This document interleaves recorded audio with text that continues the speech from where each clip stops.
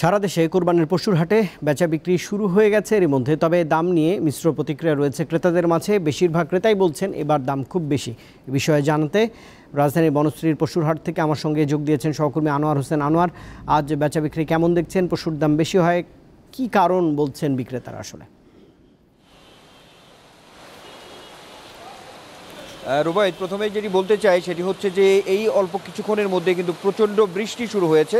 আপনি যেটি বলছিলেন যে বনশ্রী মেরাদিয়া যে কোরবানির পশুর হাট, সেই হাটে আমরা আছি। একটি বাসার নিচের যে শেড, সেই শেডে নিচে দাঁড়িয়ে একটু দেখানোর চেষ্টা করি আপনাকে, একটু ছোট করে। নিশ্চয়ই আপনি দেখতে পাচ্ছেন যে এখানে কিন্তু যে কোরবানির যে পশু সেটি কিন্তু একেবারেই যে অন্যান্য যে হাটগুলোর মতো এই মেরাদিয়া বাজারের যে হাটটি রয়েছে সেখানে কিন্তু পর্যাপ্ত কোরবানির পশু রয়েছে, এটুকু আমরা কিন্তু আপনাকে বলতে পারি। আর একটু তথ্য দিতে চাই যে ঢাকা উত্তর এবং দক্ষিণ সিটি কর্পোরেশন মিলিয়ে কিন্তু এবার স্থায়ী এবং অস্থায়ী ভাবে কোরবানির পশুর হাট বসেছে 20টি। তো তারই একটি এই মেরাদিয়া পশুর হাট। এখানে ব্যাপারীদের সঙ্গে কথা বলেছি আমি, তো তারা বলছে যে আসলে তারা তো মোটামুটিভাবে পশুগুলো আনতে শুরু করেছেন, আসছে এখনও, তবে ক্রেতা সমাগমের যে বিষয়টি রয়েছে সেটি কিন্তু এখনও আসলে ওইরকমভাবে শুরু হয়নি।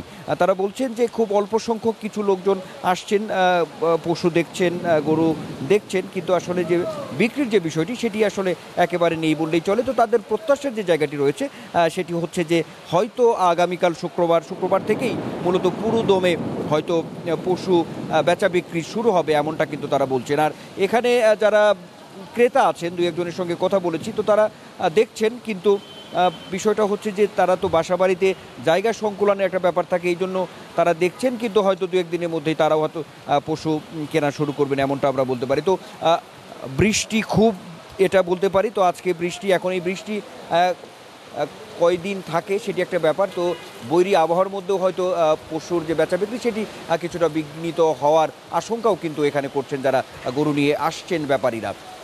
রুবাইত, এই হচ্ছে এখানকার সর্বশেষ। আনোয়ার, অসংখ্য ধন্যবাদ। বনশ্রী থেকে যোগ দিয়েছিলেন এই সহকর্মী।